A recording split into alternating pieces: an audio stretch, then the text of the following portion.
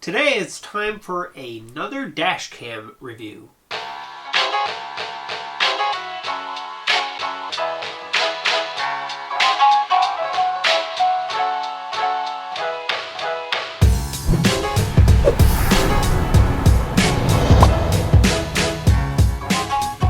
Hey folks, welcome back to techgooch. So today we're taking a peek at another dashcam. This is a singular dashcam, which I mean by that is that it just has one lens pointing forward, nothing into the cabin, nothing behind you. So it's a little more simplistic than some of the ones I've been doing recently. It does have a Sony sensor on it, but about 110 bucks. Has a 2-inch little screen on the back side of it. Has some menu buttons on the bottom. Comes with a 16 gig memory card. Does support up to 64 gigs. Automatically loops the recording, has kind of crash detection and automatically saves the video in the event of a crash. Has basically like a stop and go or a light sensor, so it actually can tell whether or not there's a traffic light, things like that. Let's see what else they have on here. It does have a Wi-Fi controlled app, which we'll look at here shortly as well. Super capacitor in the sensor itself for that. Basically, it has a lot of modes built into it. It is a more simplistic one than I've done, but we're going to take a peek at what it looks like in the vehicle. In this case, it's going to be in a 2019 Toyota Tacoma.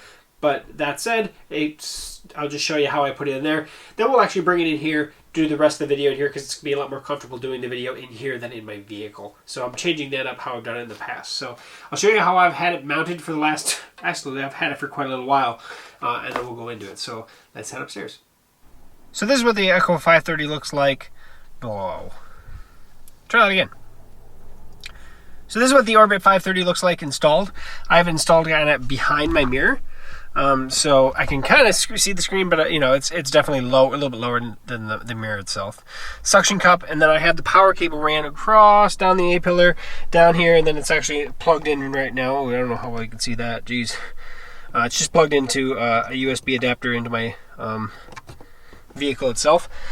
So yeah, I mean it's a standard suction cup install. There's nothing fancy about it. It does hang down, it doesn't go up, so you're gonna want it a little bit higher, but it's really not in a spot that's too difficult for me at all. I really don't notice it that much, but yeah, that's where she sits.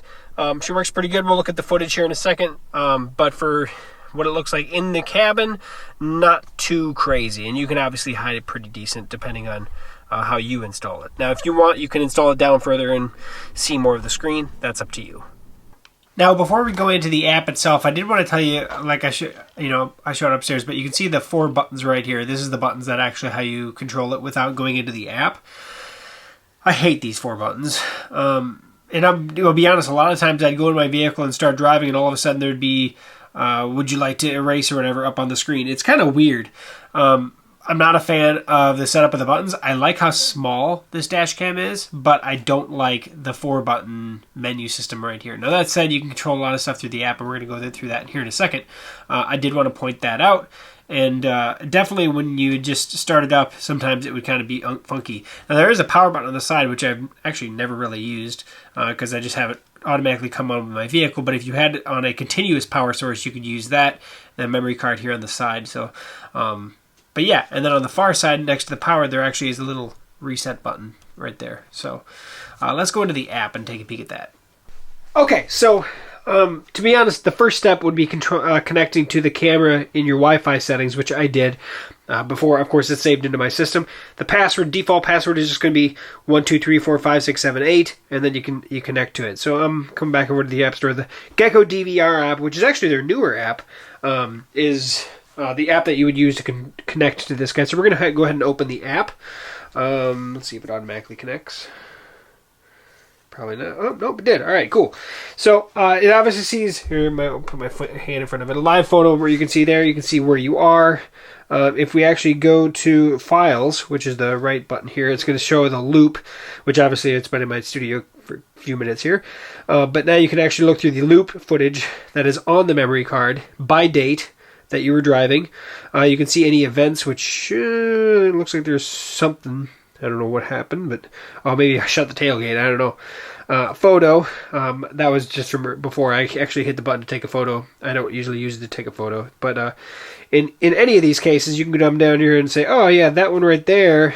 Let's download it. I can hit download button here, and it'll start downloading directly from the camera to my phone. I'm not going to do that right now. I will show you some footage here shortly, right after we're done here, before we go into the conclusion setup. But this is what the app looks like.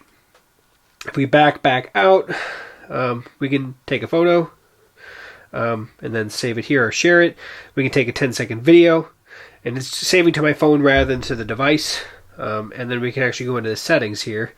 Auto sync. Right now we're in 1080p 30 mode, which 1080p 30 is going to be the highest resolution standard you can do with this camera. It's a 2 megapixel sensor on it. WDR loop, if you want to shoot how long your loop recordings.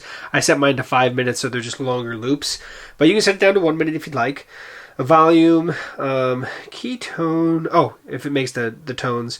DVR language, so English in my case. Screen dormant. That one I don't know. Oh, screen dormant. After 1 minute, it goes dormant. Jeez. Boy, it's fun looking from an angle, right? Light frequency, so if you're getting little disruptions because of lighting, you can change that. So yeah, all this stuff there. You can also format the card from here as well. Car settings. G-sensor is on medium, so if you're getting too many alerts, you can actually reduce the sensitivity. If you're not getting enough, you can increase it. You can also put a driver fatigue alarm, stop and go, on or off. Wi-Fi settings, that's just going to be if you want to change that password. And then there's the actual card itself. So 16 gig card it comes with, you can go up to a 64 gig card. But that's the app.